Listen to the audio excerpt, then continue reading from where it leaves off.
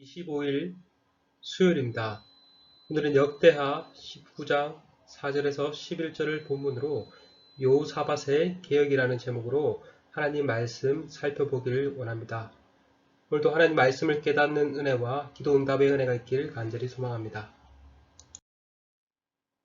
역대하 19장 4절에서 11절입니다. 여호사밧이 예루살렘에 살더니 다시 나가서 브엘셀바에서부터 에브라임 산지까지 민간에 두루다니며 그들을 그들의 조상들의 하나님 여호와께 돌아오게 하고 또 유다 온 나라의 견고한 성읍에 재판관을 세우되 성읍마다 있게 하고 재판관들에게 이르되 너희가 재판하는 것이 사람을 위하여 할 것인지 여호와를 위하여 할 것인지 잘 살피라. 너희가 재판할 때 여호와께서 너희와 함께 하심이라. 그런즉 너희는 여호와를 두려워하는 마음으로 삼가 행하라. 우리의 하나님 여호와께서는 불의함도 없으시고 치우침도 없으시고 뇌물을 받는 일도 없으시니라 하니라. 여호사밧이 또 예루살렘에서 레위 사람들과 제사장들과 이스라엘 족장 중에서 사람을 세워 여호와께 속한 일과 예루살렘 주민의 모든 성사를 재판하게 하고 그들에게 명령하여 이르되 너희는 진실과 성심을 다하여 여호와를 경외하라. 어떤 성읍에 사는 너희 형제가 혹 피를 흘림이나 혹 율법이나 계명이나 율례나 규례로 말미암아 너희에게 와서 송사하거든 어떤 송사든지 그들에게 경고하여 여호와께 죄를 범하지 않게 하여 너희와 너희 형제에게 진노하심이 임하지 말게 하라. 너희가 이렇게 하면 죄가 없으리라. 여호와께 속한 모든 일에는 대제사장 아마랴가 너희를 다스리고 왕께 속한 일은 유다 지파 어른 이스마엘의 아들 스바다가 다스리고 레위 사람들은 너희 앞에 관리가 되리라. 너희는 힘써 행하라. 여호와께서 선한 자와 함께 하실지로다 하니라. 아멘. 인생을 살다 보면 누구나 큰 실수를 합니다. 특별히 성도인 우리는 하나님 앞에 종종 실수를 하곤 하죠. 이렇게 행동하는 것이 하나님의 뜻이 아님을 잘 알면서도 그렇게 행동합니다. 그러나 중요한 것은 하나님께서 그것이 잘못된 이름을 깨우쳐 주실 때 어떻게 반응하는가입니다. 실수를 반면교사 삼아 다시는 그러한 실수를 저지르지 않을 수 있고 여전히 똑같은 실수를 반복해서 저지를 수도 있습니다. 유다왕 여호사밧 또한 하나님께 큰 실수를 저질렀습니다. 원래 그는 하나님을 잘 섬기는 사람이었습니다. 하나님 중심적으로 살았던 왕이었습니다. 무슨 일을 하든지 하나님께 묻고 기도했고 하나님의 계명에 순종하며 살았습니다. 백성들로 하여금 또한 율법을 가르침으로써 하나님의 말씀에 순종하도록 이끌었던 인물입니다. 그러나 여호사밧 또한 큰 실수를 저지르죠. 바알을 섬기는 아합 가문과 결혼을 통한 동맹관계를 맺었습니다. 그로 인해 그의 인생은 하나님께 이끌려가던 인생에서 아합에게 질질 끌려가는 인생으로 살아갑니다. 선지자 미가야를 통해서 길랏 라못으로 나아가는 것이 하나님의 뜻이 아님을 알면서도 그는 아합과 함께 또한 길랏 라못으로 나아갔죠. 길랏 라못에서 펼쳐진 아람과의 전쟁에서 여호사밧은 죽을 뻔하였지만 하나님의 도우심으로 극적으로 살아 평안히 예루살렘으로 돌아오게 됩니다. 이때 하나님의 사람 예후가 여호사밧을 향해 책망하지 않습니까? 그제서야 여호사밧은 제정신을 차렸던 것 같습니다. 이제는 더 이상 아합에게 끌려다니지 않고 하나님께 이끌려받는 인생으로 나아옵니다. 다시 초심으로 돌아오게 됩니다. 오늘 본문은 여호사밧이 초심으로 돌아와 다시 신앙을 개혁하고 사법체계를 개혁하는 내용이 담겨 있습니다. 먼저 여호사밧은 백성들의 신앙을 개혁했습니다. 4절에 보니 여호사밧이 예루살렘에 살더니 다시 나가서 브엘셀바서부터 에브라임 산지까지 민간에 두루다니며 그들을 그들의 조상들의 하나님 여호와께로 돌아오게 하고. 여호사밧은 예루살렘에서 평안히 살 수도 있었습니다. 하지만 유다의 남쪽 브엘세바에서부터 북쪽 에브라임 산지까지 돌아다니면서 백성들로 하여금 여호와 하나님께 돌아오도록 촉구했습니다. 이것은 자신의 실수를 만회하기 위한 행동이었습니다. 본래 여호사밧 이전의 왕이었던 아사는 유다 전역에 있던 산당과 우상들을 다 제거했습니다. 여호사밧 또한 부임 초기에 산당과 아세라 목상들을 다 제거했습니다. 그러나 앞서 살펴본 여호사밧의 실수, 바알 숭배자인 아합과 동맹을 맺음으로 유다의 우상 숭배가 들어오도록 이끌었습니다. 이러한 상황 속에서 여호사밧은 다시 여호와 신앙을 회복할 것을 백성들에게 촉구하였던 것입니다. 한 사람, 영향력이 큰 왕의 잘못으로 인해 유다 백성 전체가 잘못된 길로 나아갈 수 있었지만 다시 한 사람이 하나님께 온전히 돌이킴으로 인해 유다 백성 전체가 하나님께 돌아오도록 이끌었던 것입니다. 여러분, 우리도 늘 하나님 앞에서 실수를 합니다. 죄를 짓습니다. 그러나 중요한 것은 하나님께서 그것이 잘못된 이름을 깨닫게 해주실 때 우리도 속히 돌이켜야 한다는 사실입니다. 이것이 쉬운 일 같지만 결코 쉽지 않은 일입니다. 대개의 경우는 그럼에도 불구하고 계속해서 제의 자리를 고수합니다. 거듭해서 계속 실수를 저지릅니다. 앞서 아합을 보십시오. 하나님께서 선지자를 통해 경고하셨음에도 그는 돌이키지 않고 끝까지 자신의 뜻을 굽히지 않았습니까? 여러분, 하나님께서 경고하시고 책망하시는 말씀을 경홀히 여기지 마십시오. 자신의 삶을 점검하며 잘못이 있다면 하나님께 회개하십시오.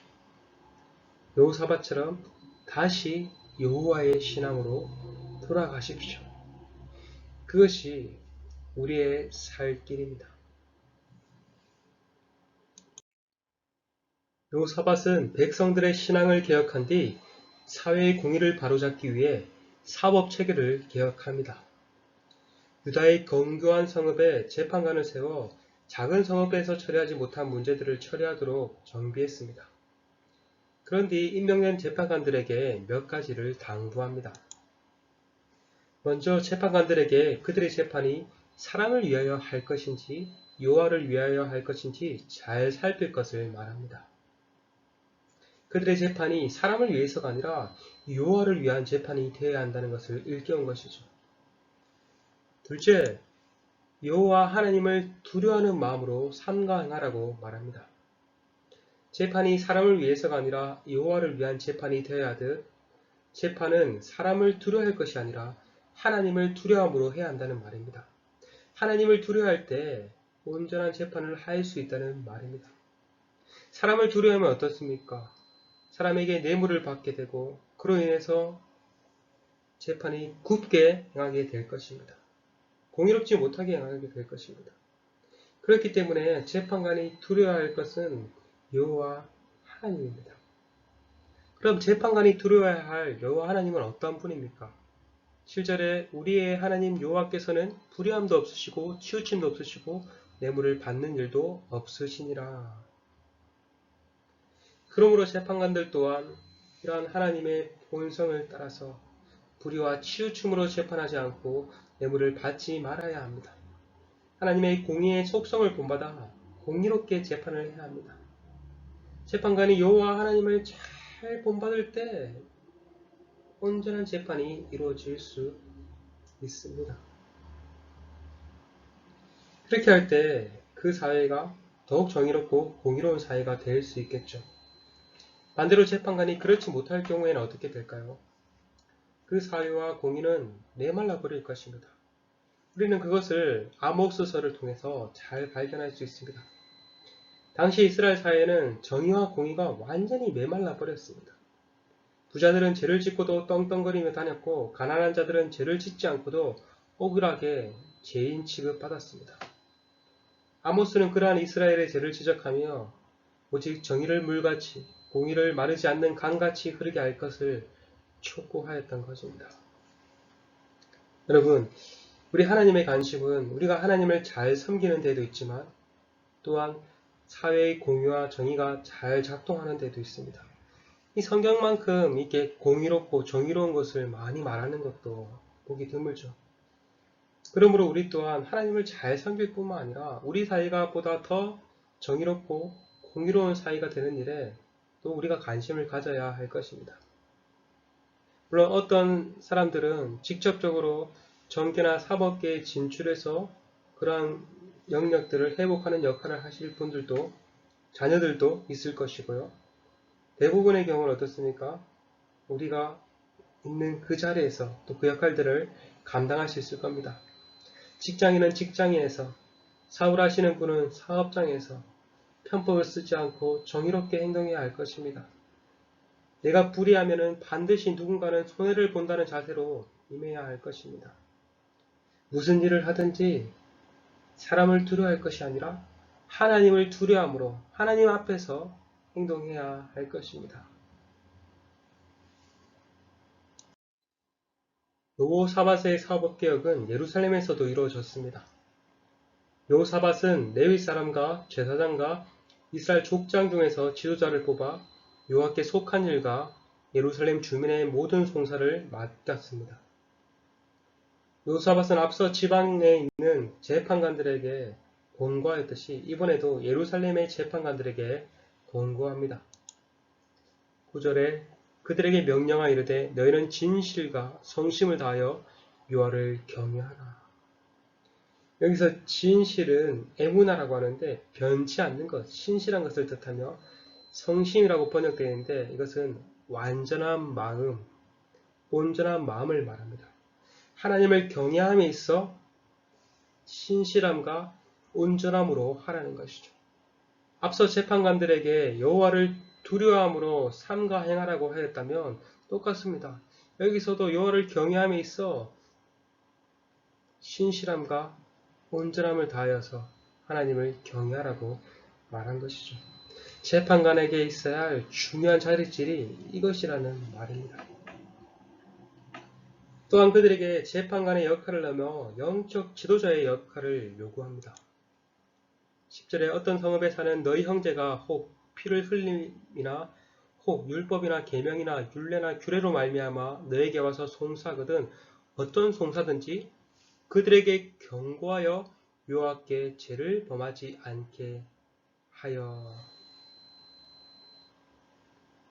다른 성읍에서 일어난 해결하기 힘든 송사들을 다루게 될 때 소송에 나선 이들이 율법을 어기고 죄를 범하지 않도록 경고할 것을 말합니다. 재판관은 자신이 재판을 굳게 함으로 죄를 안 짓는 것을 넘어서 다른 이들이 죄를 짓지 않도록 하는 영적인 책임이 요구됨을 알 수 있습니다. 이것은 재판관들이 단순히 재판을 처리하는 자가 아니라 하나님의 영적 지도자로서의 역할을 감당해야 한다는 말입니다. 재판관의 임무는 공의롭게 판결을 내리는 것으로 끝이 아니라 공의로운 판결 못지않게 중요한 일은 소송에 관여한 자들이 죄를 짓지 않도록 하는 일입니다. 요사밧은 이렇게 해야 재판관들이 죄가 없을 것이라고 말하며 재판관들의 일이 하나님께 받은 소명임을 일깨웁니다. 그리고 총책임자로서 여호와께 속한 일은 대제사장 아마랴에게 또 왕에게 속한 모든 일은 유다의 지파 어른 이스마엘의 아들 스바다에게 다스리게 한 뒤에 레위인들이 그들을 보조하게 했습니다. 끝으로 여호사밧은 그들에게 마지막으로 말합니다. 힘써 이 임무를 행할 것을 말하며 여호와께서 힘써 그 일을 행한 선한 자들과 함께 하실 것이라 말합니다. 이처럼 여호사밧은 백성들의 신앙을 개혁하였을 뿐만 아니라 또한 사법 체계를 개혁하였습니다. 백성들의 신앙을 개혁하여 하나님을 섬기도록 하고 온전히 섬기도록 하고 사법 체계를 개혁하여 공의로운 사회를 이루도록 하였던 것입니다. 하나님이 하나님의 백성에게 요구하시는 바 하나님을 향해 신실하고 언약 백성인 서로를 향해 신실하도록 이끌었던 것입니다. 이것은 오늘날 우리에게도 요구되는 바입니다. 우리 또한 늘 하나님 말씀 안에서 우리 자신을 점검하며 하나님 앞에서 신실하게 힘써야 합니다. 나아가 하나님을 경외함으로, 하나님을 두려워함으로 다른 이들에게 신실하게 행동해야 합니다. 바라기는 오늘 하루도 우리가 하나님을 이웃을 사랑하기를 힘쓰는 우리 모두가 되길 간절히 소망합니다. 주기도문 드리심으로 마치겠습니다.